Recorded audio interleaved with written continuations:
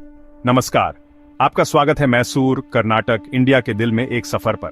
आज हम Mysore palace अंबाविलास palace को एक्सप्लोर करेंगे, जो वाडियार राजवंश की लीगेसी का सिंबल है। यह पैलेस सिर्फ पत्थर और मोर्टार से ज्यादा है। यह मैसूर की आत्मा है, जिसमें सदियों का रॉयल इतिहास गूंजता है। ओरिजिनल पैलेस, जो 14वीं सदी में बना था, कई बार डिस्ट्रॉय हुआ और फिर से बना, सबसे रिसेंटली 1896 में एक आग के बाद। महारानी वाणी विलास सन्निधाना ने करंट पैलेस बनाने का ऑर्डर दिया और ब्रिटिश आर्किटेक्ट हेनरी इरविन को एक मास्टरपीस बनाने का काम सौंपा। कंस्ट्रक्शन 1897 में शुरू हुआ और 1912 में खत्म हुआ, जिसमें हिंदू, मुगल, राजपूत और गॉथिक स्टाइल्स को आइकॉनिक इंडो सारासेनिक डिजाइन में ब्लेंड किया गया। यह पैलेस रॉयल रेजिडेंस और मैसूर किंगडम की सीट बन गया, जहां ग्रैंड सेरेमनीज होती थीं और रीजन की डेस्टिनी शेप होती थी। आज मैसूर पैलेस एक लिविंग म्यूजियम और एक वाइब्रेंट कल्चरल हब है, खासकर फेमस डीसाइटिया फेस्टिवल के दौरान। ये मैसूर की आइडेंटिटी का एक प्राउड सिंबल है, हमें अंदर कदम रखने और इसके टाइमलेस चार्म को एक्सपीरियंस करने के लिए इनवाइट करता है। चलिए इस आर्किटेक्चरल मार्वल को एक्सप्लोर करना शुरू करते हैं। मैसूर पैलेस एक 3 मंजिला ग्रेनाइट स्ट्रक्चर है, जिसके ऊपर गुलाबी मार्बल के डोम है, जो कल्चर्स का एक विजुअल सिम्फनी है। इसके फसाड में ग्रैंड आर्चेस, एक सेंट्रल गजलक्ष्मी स्कल्पचर और मैजेस्टिक डोम से ढके टावर्स हैं।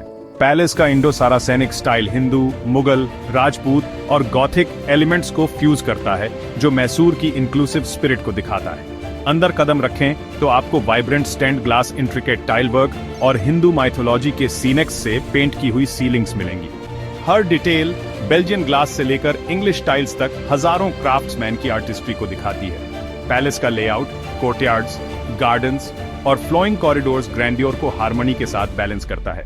यह सेलिब्रेशन और डेली लाइफ दोनों के लिए डिजाइन किया गया स्पेस है, मॉन्यूमेंटल लेकिन डीपली ह्यूमन। आर्किटेक्चर खुद एक ऐसे किंगडम की कहानी बताता है जो दुनिया के लिए खुला है, फिर भी ट्रेडिशन में जड़ें जमाए हुए हैं। चलिए पैलेस के सबसे आइकॉनिक स्पेसेस से होकर चलते हैं। पब्लिक दरबार हॉल या दीवान-ए-आम वह जगह है जहां महाराजा अपनी प्रजा को संबोधित करते थे। इसके पिलर्स और बालकनी रॉयल अथॉरिटी को दर्शाते हैं।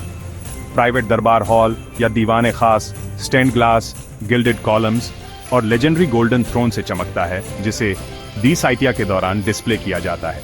कल्याण मंडपा या मैरिज हॉल में एक स्टेंड ग्लास, पीकॉक सीलिंग और मोज़ेक फ्लोर्स हैं, जो रॉयल सेलिब्रेशंस के लिए स्टेज सेट करते हैं। पोर्ट्रेट गैलरीज और रॉयल आर्टिफैक्ट्स, कॉस्ट्यूम्स, वेपन्स और म्यूजिकल इंस्ट्रूमेंट्स वाडियार राजवंश के जीवन की झलकियां दिखाते हैं। हर कमरा मैसूर की कहानी का एक चैप्टर है, पब्लिक सेरेमनीज से लेकर प्राइवेट काउंसिल्स तक। यह पैलेस सिर्फ एक बिल्डिंग नहीं, बल्कि आर्ट, कल्चर और पावर का एक लिविंग क्रॉनिकल है।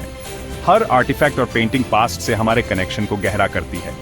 यहाँ की विजिट एक किंगडम के दिल से होकर गुजरने वाला सफर है।